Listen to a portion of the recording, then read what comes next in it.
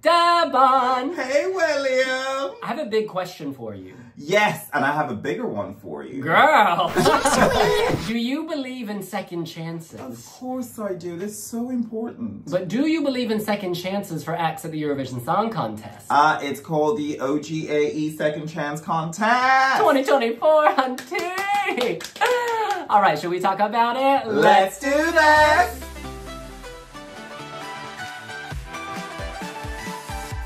Now, hunty, where have you been? Honey, I have been busy with Pinterest. Now, tell me Oh my God. tell me about your trip to Vietnam and what you pinned on your mood board. Oh, you know, that's very kind. We're going to keep all that on the DL. People can learn all about that maybe in October. Yeah, Save the date. Pin it.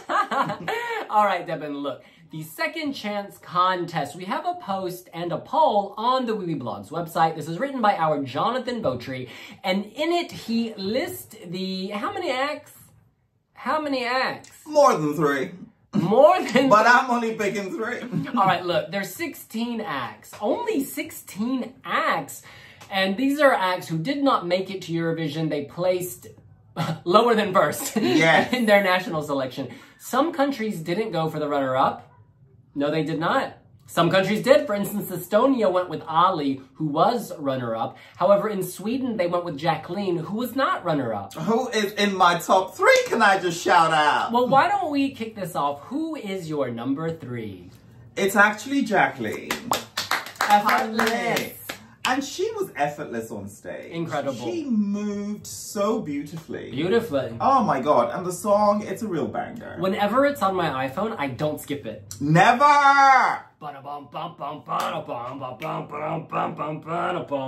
Tell me. Did you go to musical school? Girl! No!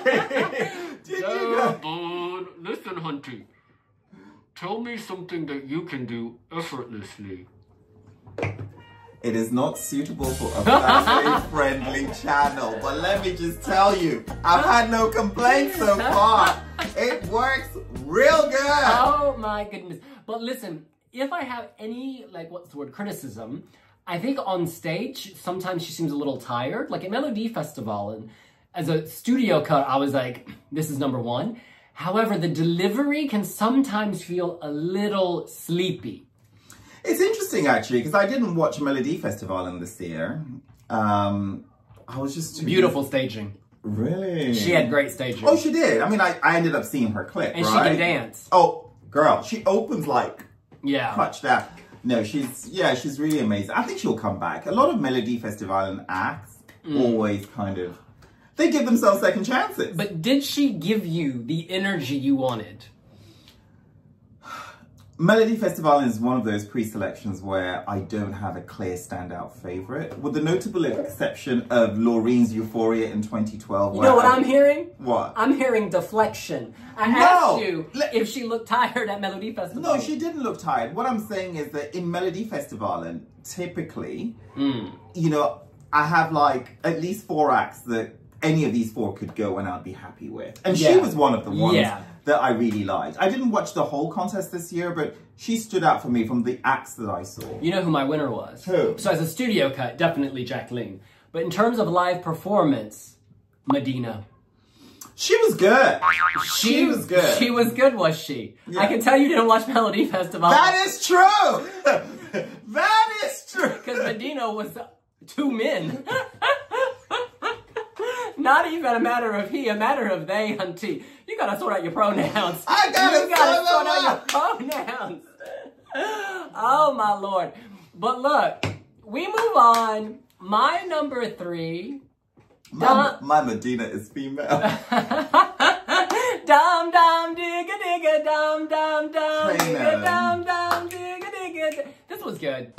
This was good. I was actually at Melody Grand Prix. They won the public vote, lost the jury vote.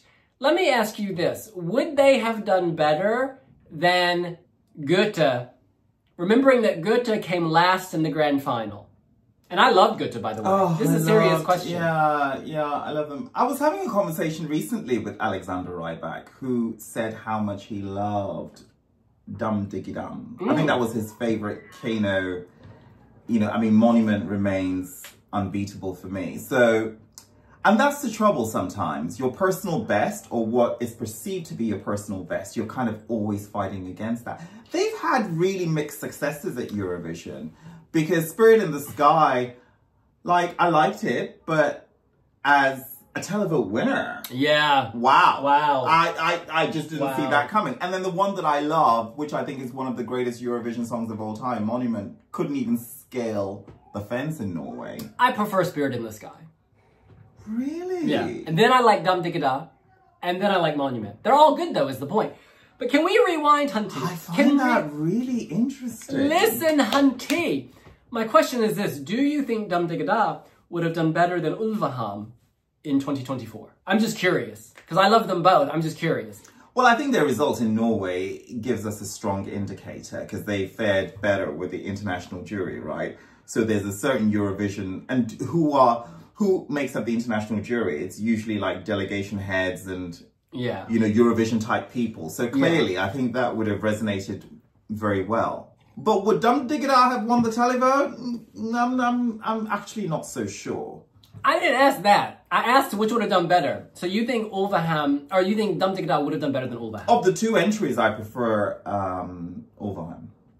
Ulvaham was incredible. I mean, Gotcha blew me away. Yeah. I mean, it was that kind of folktronica. Yeah, yeah, that spoke to me more. It was very interesting. They took a risk by sending that song, and I'm glad they did it. Cause I'm glad it actually qualified. I mean, yeah, because it wasn't a given. Because when we say something, you know, came last, I mean, like, it still beat, you know, quite a number of other entries that didn't even make it to the grand final. Or, like, for instance, people with much bigger profiles. Ollie Alexander from the UK, 0 televotes. 0. I would rather not let that be the focus of this discussion. All right, we move on. Your number 2.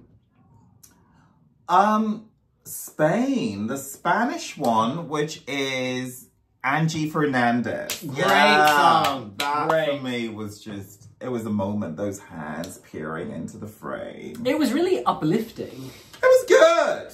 I actually Freddie and I left the after party in Norway to go home to watch Benidorm Fest.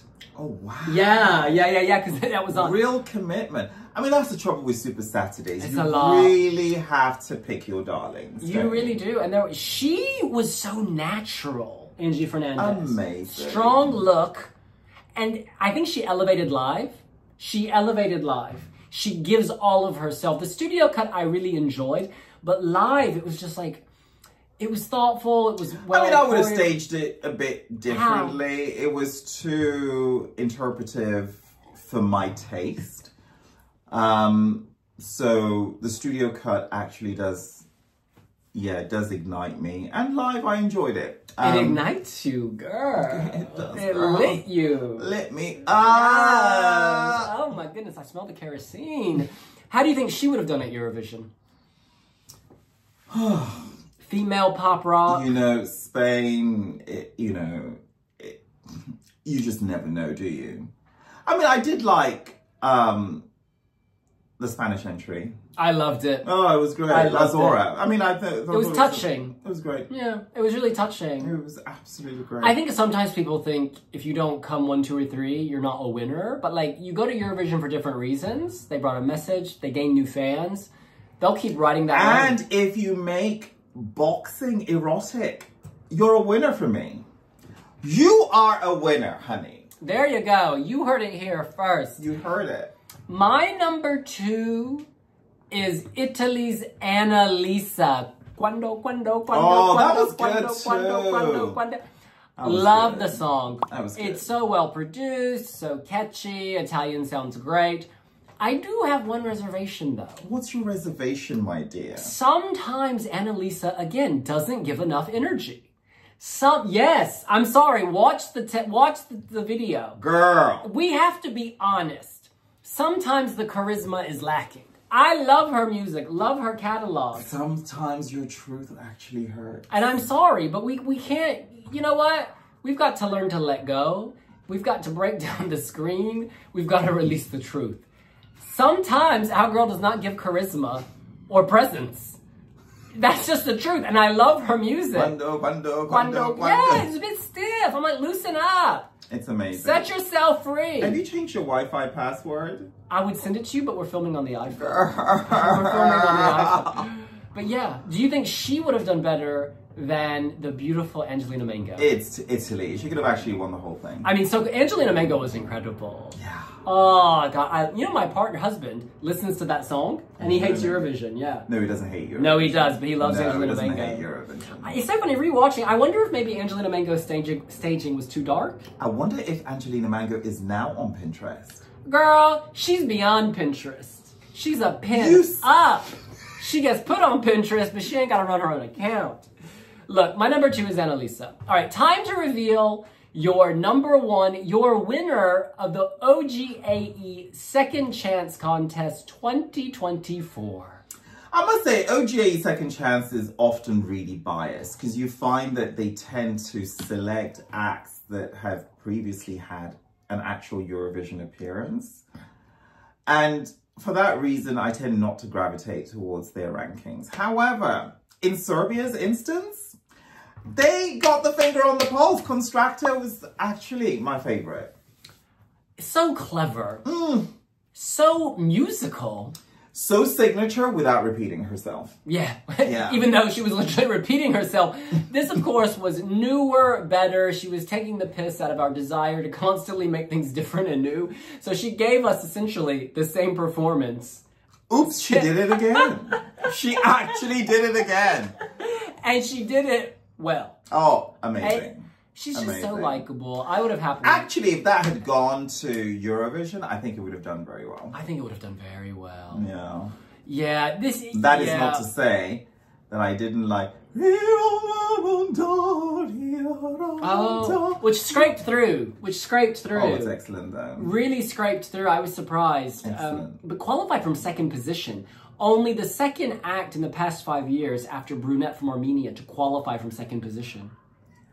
Yeah, and she's also just hilarious and great, Theodora. Amazing. No, good choice. And you know, that Ramonda, it's that surviving flower that just makes it through every adversity. It just needs a drop of water, girl. Blossoms and right in your face. It just needs a drop of water. Woo. It just needs... It's got hues of Ramonda color, actually. This is our girl, Marina Sati. Isn't this the best? Oh, the absolute best souvenir. I love it. Now, speaking of a track I didn't particularly care for in its studio form, I actually like the staging of... It was so much fun. Yeah. You know what I love? Is when we went with our friend from Cyprus to you know where. That delicious Matzi. Delicious restaurant in Notting Hill. Girl. Get me that sambuca. Ooh. Girl. All right. Can you guess my number 1? I had a bit of Greek last night, actually. But it Are we talking food? It wasn't food. It wasn't food. I didn't think so. It rarely is with you. But there was masticated. Oh, God. Oh, my God. Oh, my God. You know what's hilarious is we turned on this mic. The mic's not even recording. You're kidding. No, but it's fine because that's recording. So we will have sound. It's just not the sound we sought. You know, we face so much adversity in our day-to-day lives. Yeah, but it's okay. They can hear us. All right. My number 1. Oh, we haven't done it. Can you guess? It's Konstrakta. No, I love that, but it's not. This is a tough competition. That means Serbia is not even in your top 3. You should be ashamed of yourself. No, well, neither was Jacqline, and I love her. This is a tough competition. No, you should be ashamed of yourself. I don't believe in holding in shame. I'm all about letting it go. It's gonna be Finland, I guess.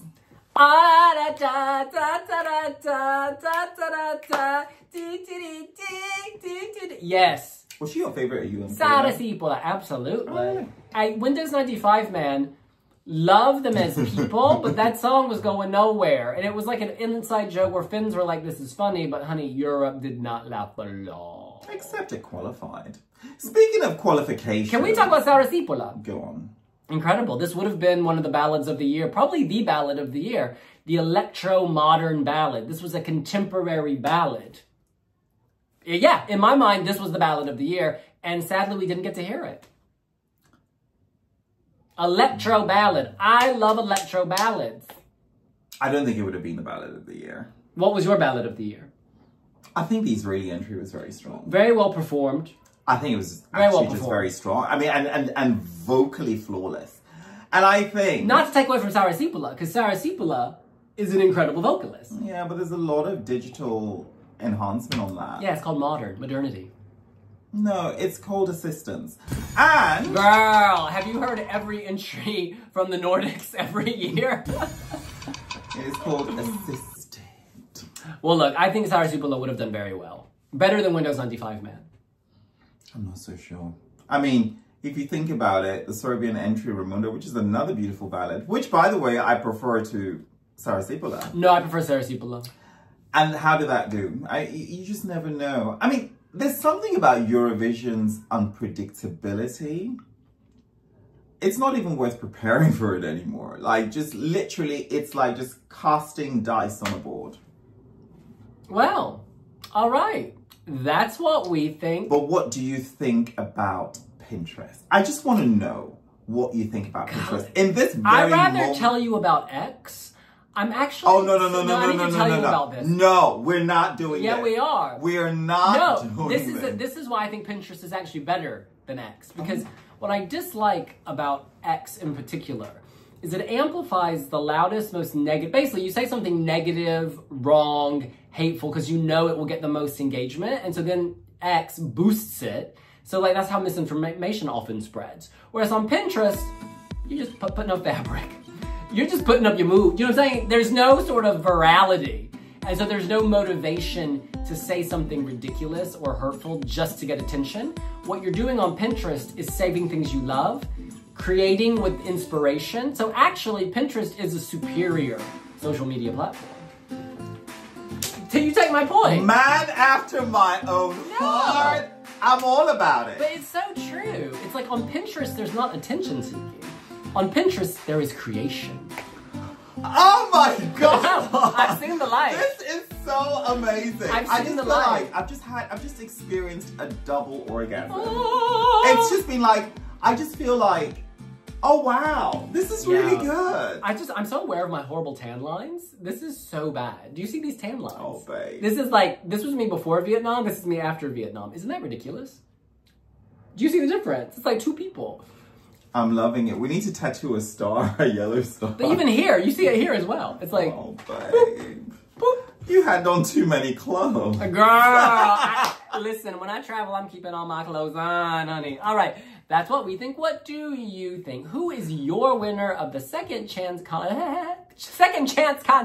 2024? Let us know here on WeWe Blogs. And you heard it. You need to follow WeWe Blogs on Pinterest. Let's get lit. Yeah, let's get into it. We'll see you later. Bye.